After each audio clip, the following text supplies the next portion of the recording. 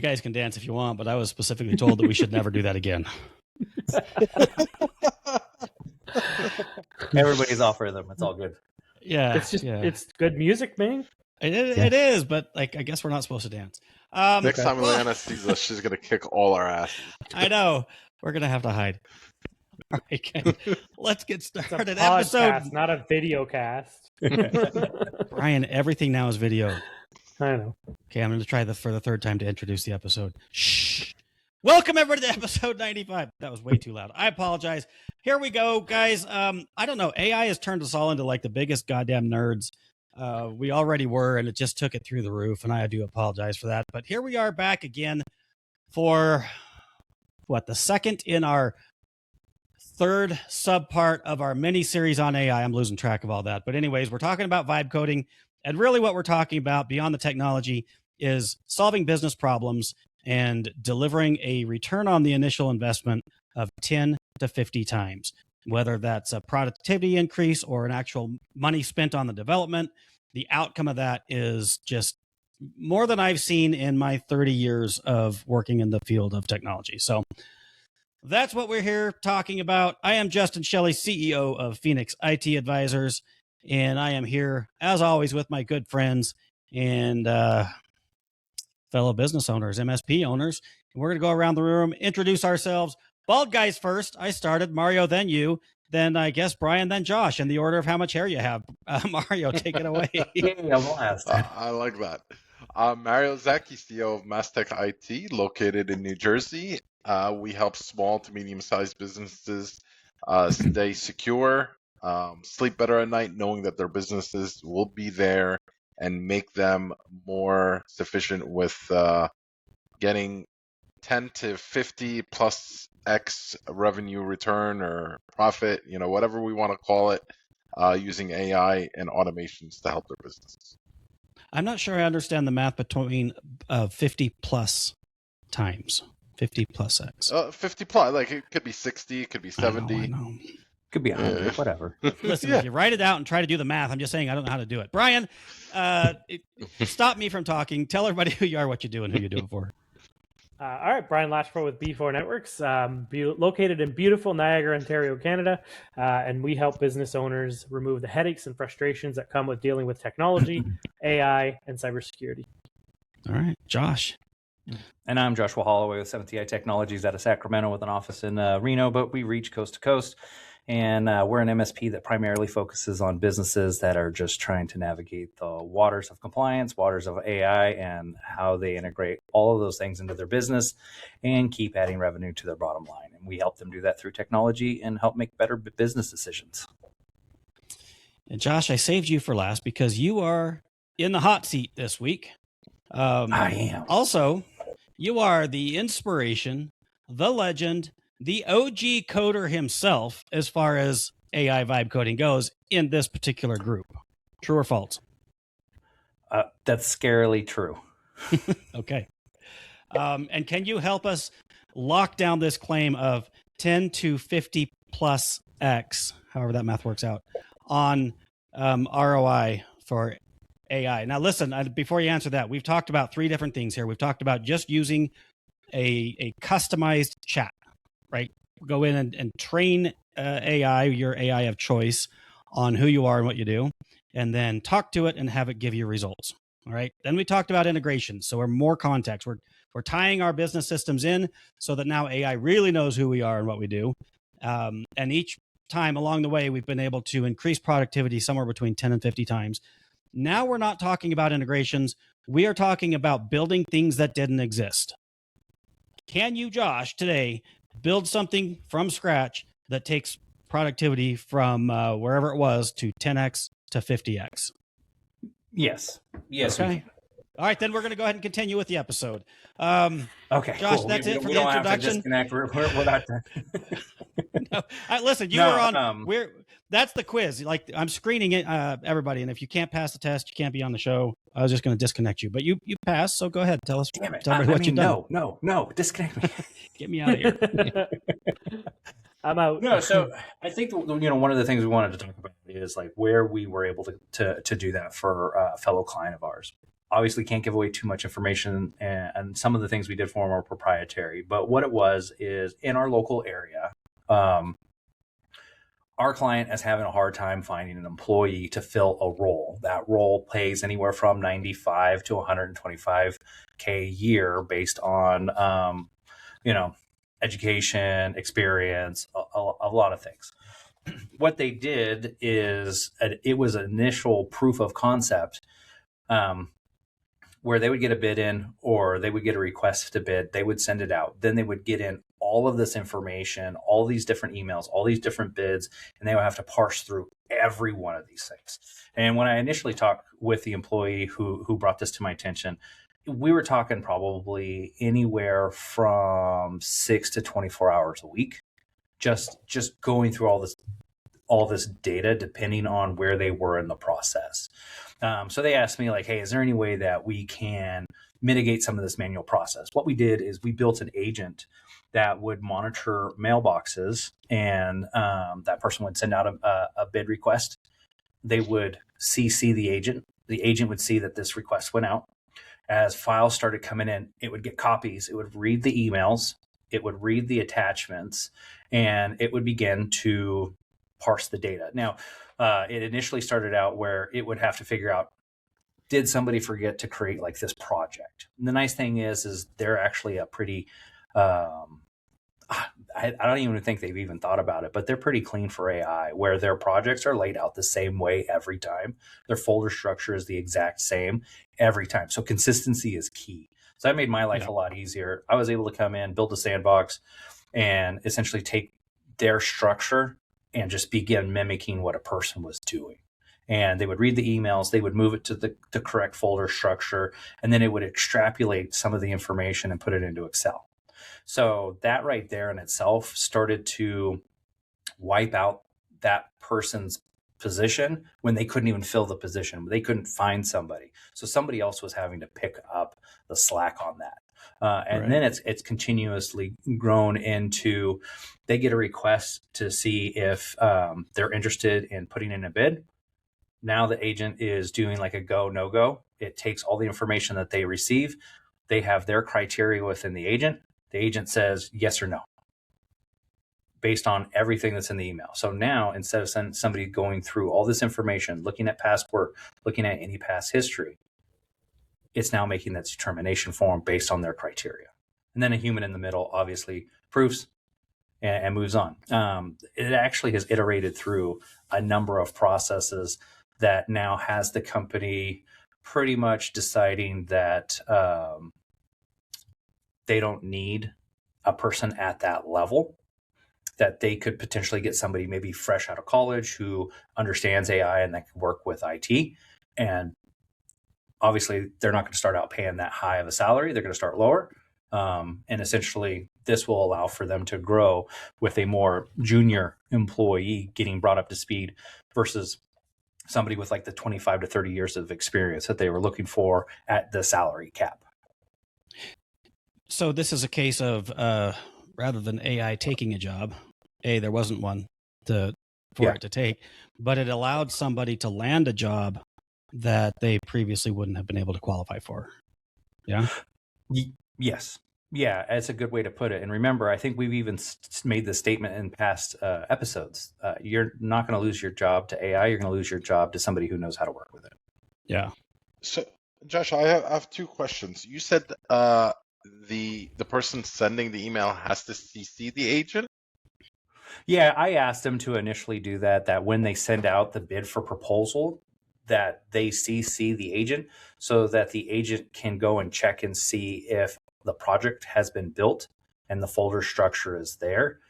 That's when it kicks off. So one of the nicer things that I did is I added it in. I told the guy, don't worry about ever building your project, because when you CC, letting it know that you're sending out for bid, it's just going to go and do it for them. Saves them probably 30 minutes to an hour. So when the person replies back, they have to reply all, or it's yeah, watching... they typically they reply all, and they have a set distro that they use. So when somebody hits like reply back, that distro's in there, and then my agent as well as some of the other employees are in there, just receiving that information to make sure that they're getting it. Okay. My other question is why do you have it go into an Excel sheet instead of like a dashboard or something like that? It's a great question. It's because a part of a future project, that Excel spreadsheet will go away, but they've been doing it that way for so long. It's a matter of just kind of getting them comfortable as we move through and iterate the different steps. I would say we're probably 2 months away from that Excel sheet going away or becoming Okay. a dashboard. We did build a temp dashboard for the executive team based off a lot of this interaction and early estimation values and numbers based off that Excel sheet and what the agent was doing. Nice. All right. So has this allowed them to? I know we've cut a salary, or at least we've reduced it down from a highly experienced individual to an entry level. Has productivity also increased in addition to the savings?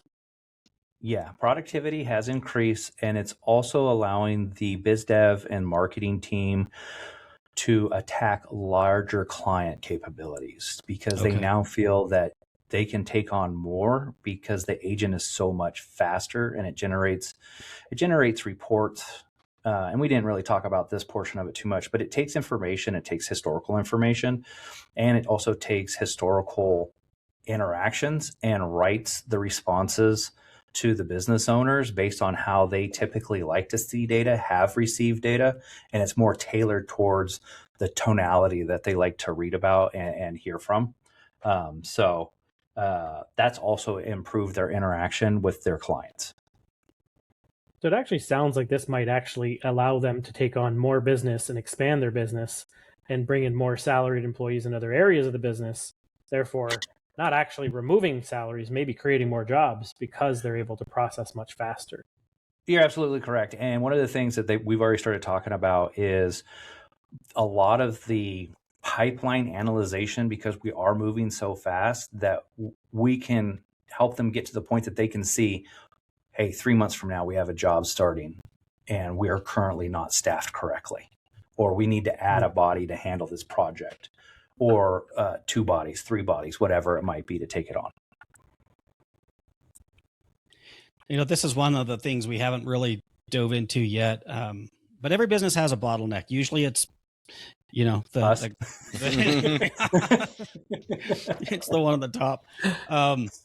But a lot of times when we talk about our limited capacity overall in an organization, it isn't that the organization itself is maxed out. It's usually one process, one person, one piece of the puzzle that blocks everybody else.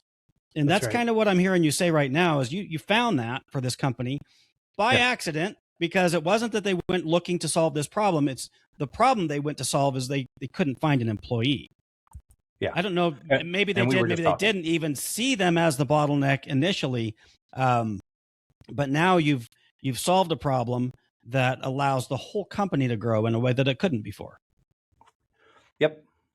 Yeah, that's exactly kind of how they're looking at it now. I mean, the nice thing is it came from a conversation, and then this was a couple months ago, and I was like, well, shoot, there's some of this portion of the job that we can automate for you and make your life easier, because one of the employees was picking up the slack and he was drowning. And that was his thing. He's like, I'm drowning. Like, we can't take on bigger business because I'm drowning, and my focus should be elsewhere. Now, I know you said this. Oh, sorry. Go ahead, Mario. No, I was going to say, well, that's a perfect example when he's saying he's drowning. That's when you see stuff either missed completely, they forgot, they didn't have time to do it, or they've done it incorrectly and there's mistakes that happen, so not only is shortcuts got you. Yeah, so not only are you taking something off his plate, very busy schedule, but you're also assuring that it's, done probably with a little more accuracy. Yeah, the accuracy, it helps. Currently, we still have a man in the middle and a couple portions of the loop, and we're forever tweaking like the skills and improving its capabilities.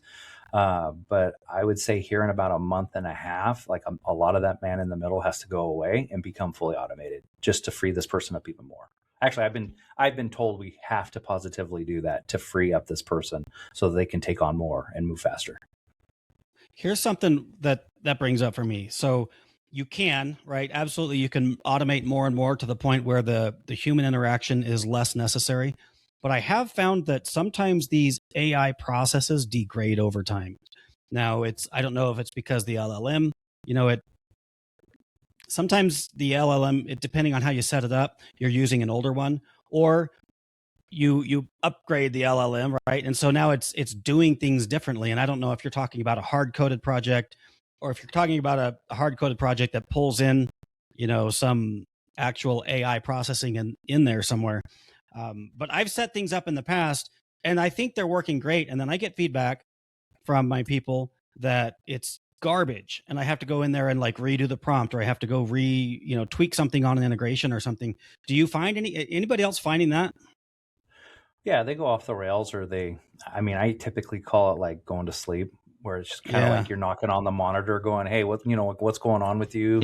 And you have to figure out how to like restart them or heartbeat them so they come back and they just keep maintaining their process and their project. I had a system. Oh, sorry, go ahead, Brian.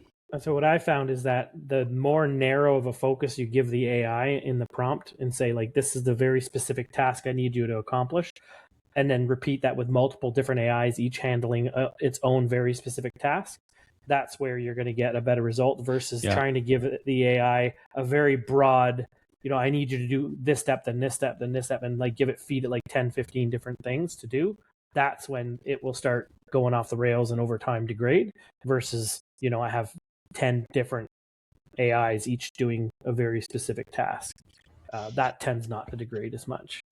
It also tries to like always sometimes with certain things you have it trying to do certain like jobs, and it wants to expand on its own. It wants to add different things to it and stuff like that, and it doesn't realize is that it's trying to help you, but it's screwing something else or not providing you the same information that it was before. See, and mine was happening. We talked early on about training it with files. You give it a file and say, do something similar to this, or you say, use this file for context. And I did that. And then I find out later when this thing's just going to shit. I mean, it's like, I don't know what you think I told you to do, but it wasn't this, right? I go in and I start playing around with it, and I'm like, read the file. And it says, what file? There's no file here. And I'm like, it's right there. So somehow in this system that I had set up, the AI engine could no longer access the file that was right there.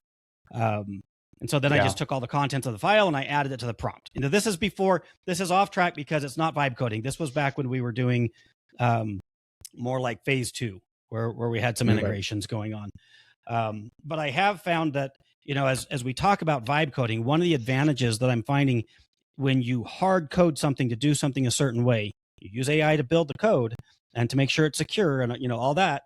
But it doesn't go off the rails quite as bad if it's hard coded. If you just leave everything to AI, it's a little dicey. Yeah, and there's a lot of things that AI.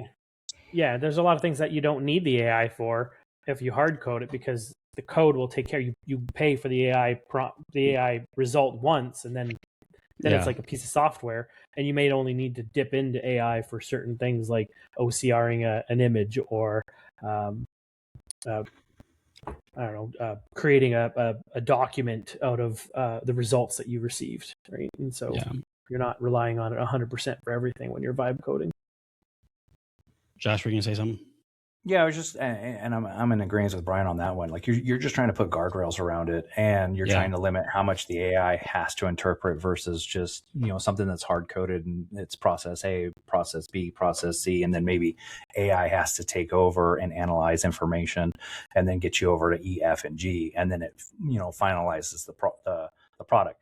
Usually in like a markdown file, you can give it those guidelines to say like, hey, no matter what you do, you always have to reference this file in your process when you hit E and F, or whatever that flow looks like. Yeah.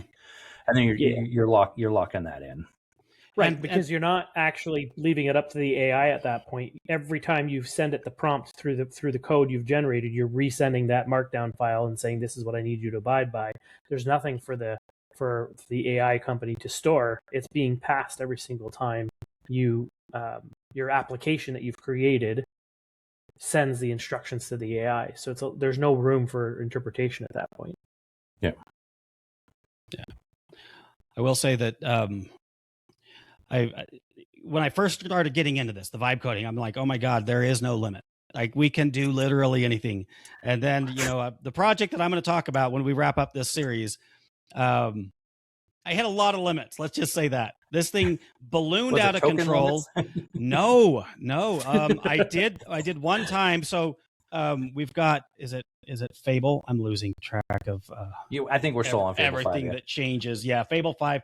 Well, it came and then it went and then it came back kind of with some serious guardrails, because that's a different story I ran into. It's like, well, we've had to change models because we can't use Fable for this anymore. Don't worry, it's not you, it's us. But anyways, Yeah. I had it researching something. I switched it to Fable 5. I'm like, go out and find the best way to do this. And it's like, sure. And it spun up 120 different processes, each one requiring, approval. It's like, can I do this? And I'm just like sitting here clicking approve. Wow. Forever until it blew through like 650,000 tokens, I think. And then it's like, well, you're fucked. We're done. It just turned off. See you back here in 5 hours. No, tomorrow. It's like, you're done till tomorrow. Like, and even then we might put you in the penalty box. It's like, I didn't tell you to spin up 120 different processes to go research this. I just, do your best work. Well, Fable 5's best work will blow through your tokens. Don't tell it that. Don't tell it that. Anyways, so I mean, it opens up a lot of doors. It to me, at least so far, and I have to remind myself that every version of AI we currently use is the worst one we'll ever use, right? Because they're getting better so much, so fast. This stuff's improving. So these limitations will go away. But right now, I have bumped up against limitations many times with AI's ability to write code, to interpret things, to maintain context. So, and to your point, Josh, and this is a huge tangent when you said we have to improve the automation so that there's less humans in the middle. We do have to make sure that that's true. I agree with you, but make sure that there's a quality assurance process somewhere in there, because eventually this shit breaks. Yeah, we were actually discussing that 2 days ago because we have 2 weeks to start pulling back some of the man in the middle. We have about a month and a half to where we really limit it down. But we're already looking at checks and balances and a dashboard for the person who interacts with the agent, so that when they come in, they get updated information from what it did over the night. And then it can just slowly monitor or quietly monitor it in the background. And then, hopefully quality stays up, agent stays running, and if they still can't find somebody to fill that position, they just keep going with somebody at a lower tier. Right. So do they plan to then hire the 100,000 plus employee? Right now, no, because they can't find anybody who fits the bill. Just curious, if they did find somebody, would they then hire them, or would they keep this process? I think with the direction that this is heading, probably not. Haven't asked them if they've stopped looking, but there's a possibility that they have stopped looking. I'm more worried about making sure it runs and we can hit those deadlines for them than if they're still looking. But I know that they've been looking for 6 months to a year now in their area, and it's not working out for them. And if we bring this back to numbers, like the cost of recruitment is through the roof. I don't know, what is it, like 20% of the salary 20% is generally what they say. Yeah. So you're looking at a 20 grand hiring process that they spent potentially and got no return on whatsoever and had to start over. That's crazy. Yeah, and Mario, I think I heard you ask why they couldn't find somebody. No, I was just going to say the market now in general, no matter if it's like an entry level or high tier person, it's not that good. I don't know if it's because we're going deeper into the summer or what. I'm trying to find an admin, very low entry person. It's pretty hard just getting people to even join the Teams meeting that we send them. Yeah. Yeah, I mean, we recently did a hire I remember in 48 hours we received 300 resumes, so we had to stop because it was so many resumes to parse through. Yeah. But then we got so many different types of people. Even though we have questions in there that help like weed them out, it it took a lot, and then we narrowed the field, and then we got down to like 3 people. And then ultimately made a choice, but it took a while after getting through to get through the 300 people. I mean, has anybody done this yet? Because I'm not currently hiring actively anyways, but that's always the problem is how many resumes you get, how few of them actually qualify at all. A lot of it's just people hiring or applying for jobs so that they can get their unemployment benefits, right? They know they don't qualify, but they have to apply. And that was the thing I hate. That is the thing I hate most about hiring, is looking through stacks and stacks of resumes. And I haven't. I'm about to start that process again, so I'm hoping to use AI for that. But I'm just curious, has anybody gone there yet?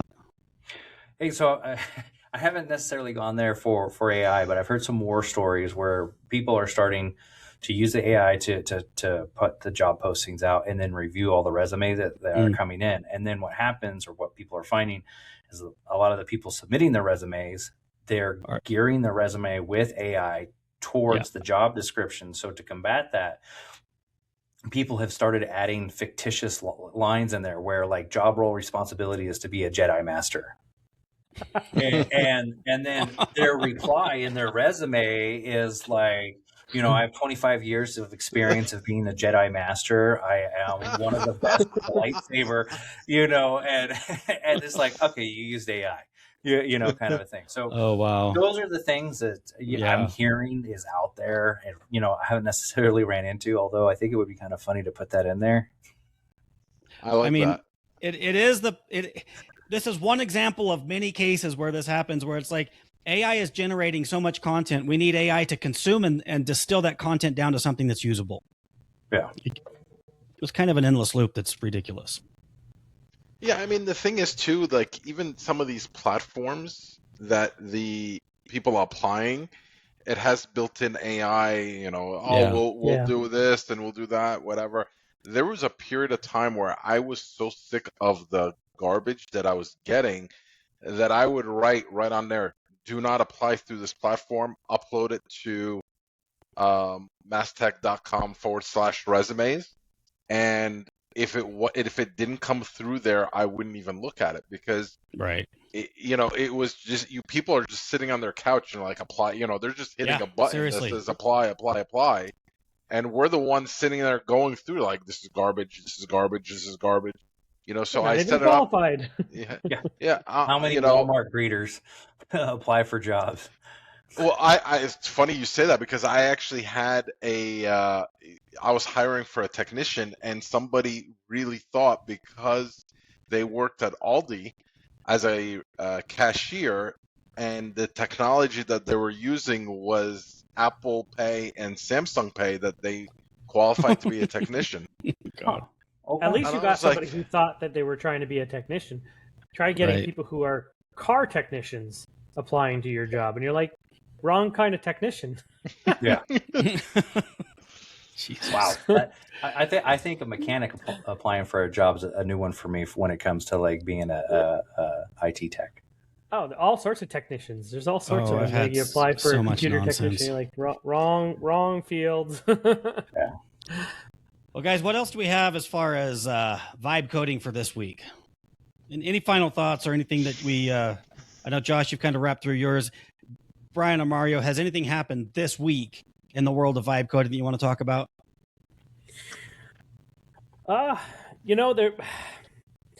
There's a lot that I'm learning every single day, and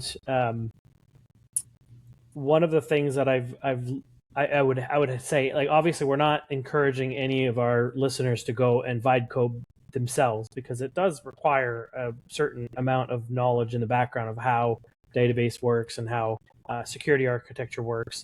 And despite the fact that I haven't coded since college, the base of how an application should be designed, I have that knowledge. But there are uniquities that come, if that's a word, with AI, where it will do things that you really don't want it to do, like delete databases and delete code that you didn't want it to do, because it will literally follow verbatim, and sometimes you're speaking to it in plain language and you're like, yeah, I don't want that, and it interprets it as I don't want that database, and you're like, no, that's not what I said. So there's ways in the coding that you can actually create certain hooks that prevent it from doing things, and I would encourage anybody who is doing any kind of vibe coding to make sure that you set up lots of hooks on all the things you don't want it to touch, so that it prevents it from doing things like deleting a database or wiping out code or formatting a server or any of those horror stories that we're hearing all over the internet about people using it and all of a sudden they're losing their production environments. Well, leave it up to the professionals.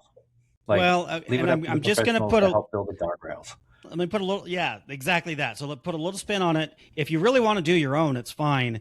Just let us help you set up the environment, which we're all willing to do. Yeah. It definitely can be done. We can turn it over to you, but you just don't just jump in and get started. And I mean, because at worst, every few seconds, and at best, every few minutes when you're doing this, you have to approve things that AI surfaces as potentially dangerous. And if you don't know what it is you're approving, you get yourself into trouble fast. You do need to look at those and understand what it is that you are giving AI permission to do. So I have a funny example of this. Well, not really that funny, but it was like I was looking at it like, story. What the fuck are you doing?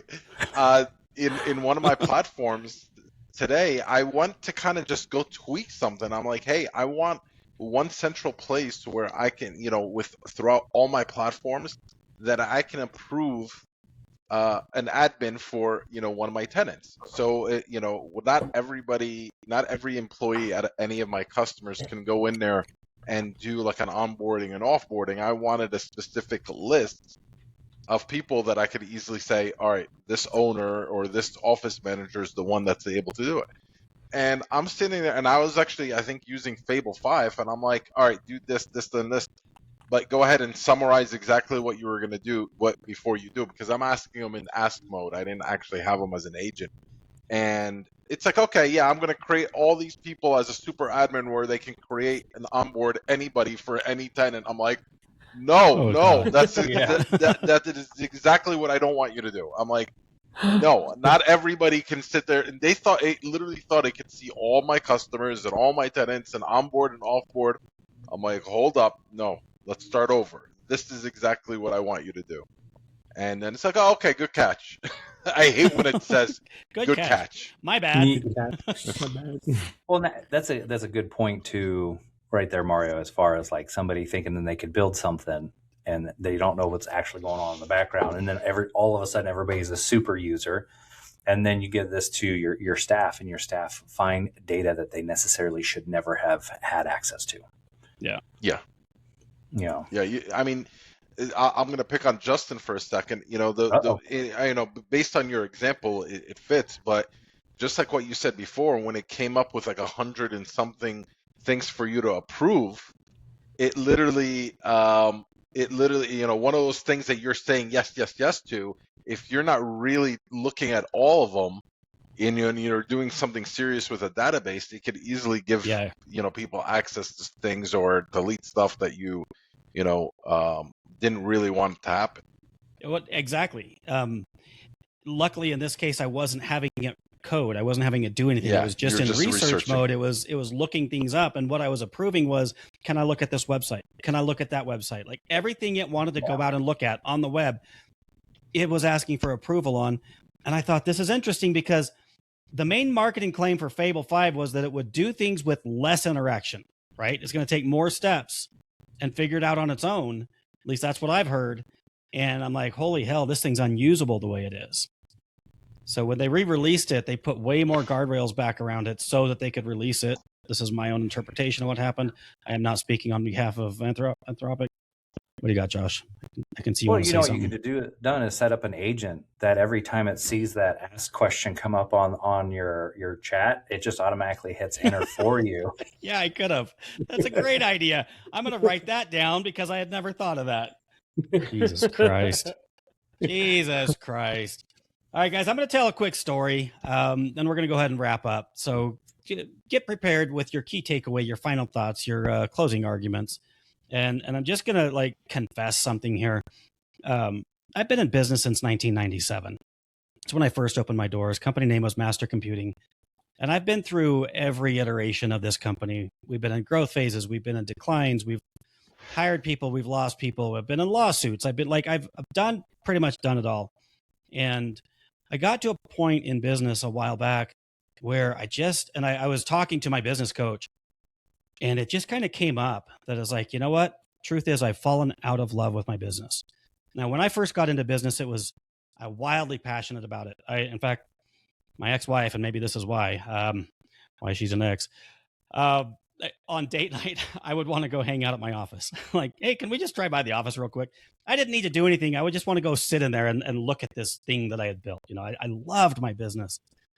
And over time, that love faded to the point where I hated it. Like I loathed it. I didn't want to get up and work. And especially the technology part, right? I loved business, but I didn't really love technology anymore because it got stale. It got boring. And this is my confession, right? That now let's talk about the revitalization. AI has breathed new life into me, into the world of technology like nothing has in a long time. Back when I loved things, I would on days off, family gatherings or with friends, I would want to talk about computers, the new processor that's coming out, the new graphics card. That stuff was just wild. I loved it. And then everything just got boring. We've been working with the i5, the i7, and okay, the i9. That's the newest thing we've had in the last decade. I don't know. Like everything got boring and stale. It just lost all of its excitement for me to the point where I didn't think I liked technology anymore. I just liked business. And now, since I've started coding with AI, it's just rekindled the love that I had for coding. I was a computer science major in college. And I'm going back and I'm remembering stuff. I'm learning new stuff to the point where I've even spun up some Linux boxes. I'm looking over here at my lab that I'm building. I've never had a lab. My technicians have always had a lab. They go home and they nerd out. I'm like, get a fucking life. But now I'm the nerd. I'm sitting here. I went and hauled in some old shit from the garage that an old server that I've archived years ago and just haven't thrown away yet. And I'm spinning that up.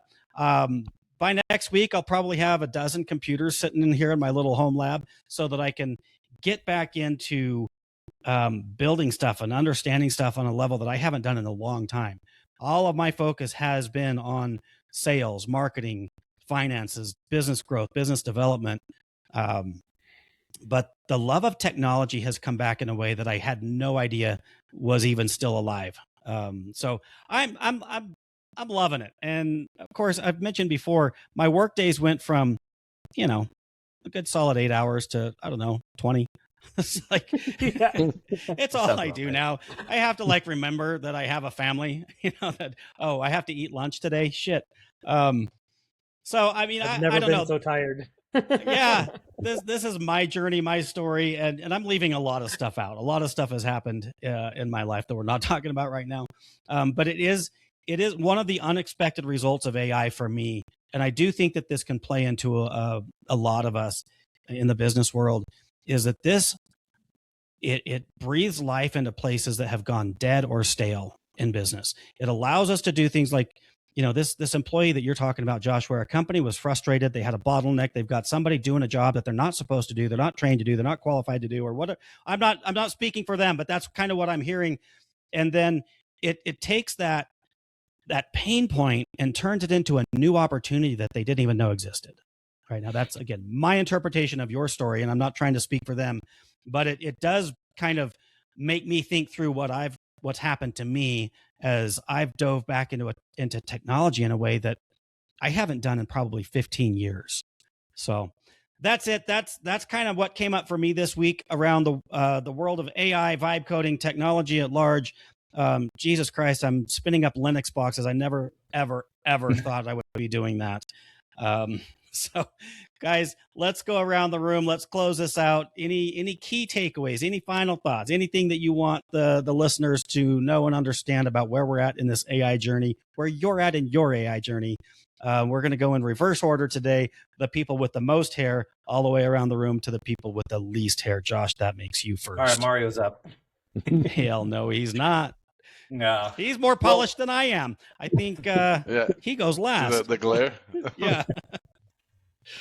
Takeaways from this one is for any businesses that are feeling that they're stuck or they don't know where to go or they have processes that people just seem to be band-aiding or anything like that. This is that time to sit back and think about where can an automation or an AI help them. Have those conversations with your IT company. If your IT company, because there are ones out there that are anti-AI, they don't want to do it. They're warning everybody against it. Reach out to us. Reach out to somebody who embraces the AI, who has learned how to put the guardrails on it and analyze job roles, analyze positions, and see like what processes can be automated. Your businesses will thank you silently in the background. And I'm sure employees who feel less pressure on their back because certain things have now been automated that weren't before, they can breathe a little bit more. Maybe they become more productive. Your bottom line, gets a lot better. And the biggest takeaway is don't be afraid to analyze all of those jobs, all of those job roles, including your own, and see where you can improve through automation and AI. Because a lot of those issues or gaps will pop up as you begin to look at your job. I mean, I think about it for myself too. I receive 800 email messages a day. I have an AI now that looks for the top 5 I need to look at, and it just periodically pings me and saying, hey, these are the top 5 you should look at before you sit down and go through all 800 messages and clear them all out. Yeah. So review your job roles. Okay. Brian? All right. I've got 2 key takeaways. The first one is dream. The sky is really the limit right now. We there's hardly anything in a business that we can't either help automate or help improve.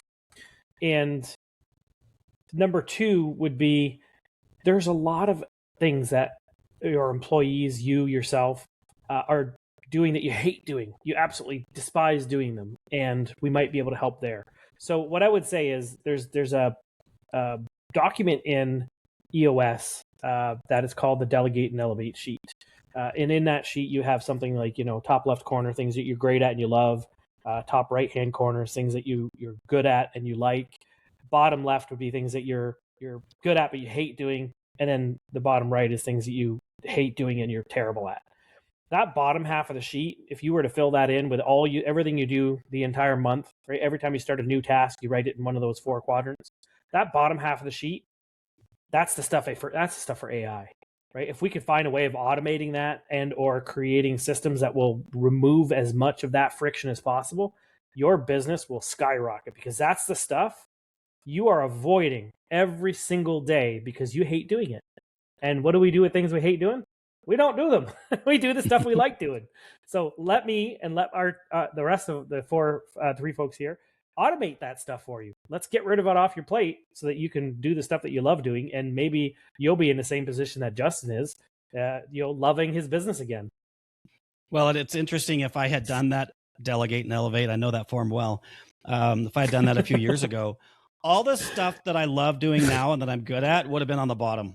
It's like stuff that I hated and avoided. So kind of flip that on its head. So keep your eyes open and be open-minded. You never know.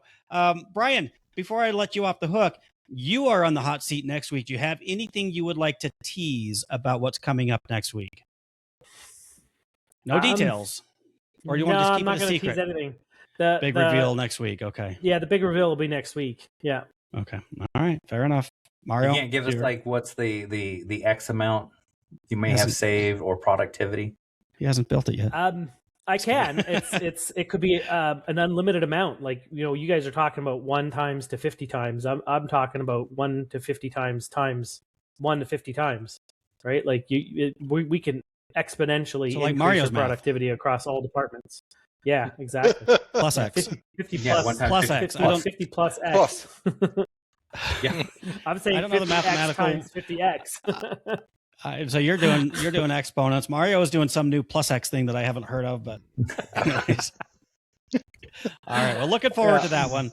And a double tease. The week after that, we're going to finally reveal or unveil the unhackmybusiness.com site. It's up right now. It's hosting all of these episodes, and it has a lot of cool features. And I'm just going to put a little plug in there. Then it's your turn, Mario. But go in there, pick an episode. It doesn't matter which one. Right underneath the audio and the video players is the two forms that pop up, or you can just send us some feedback if you want to just chit chat.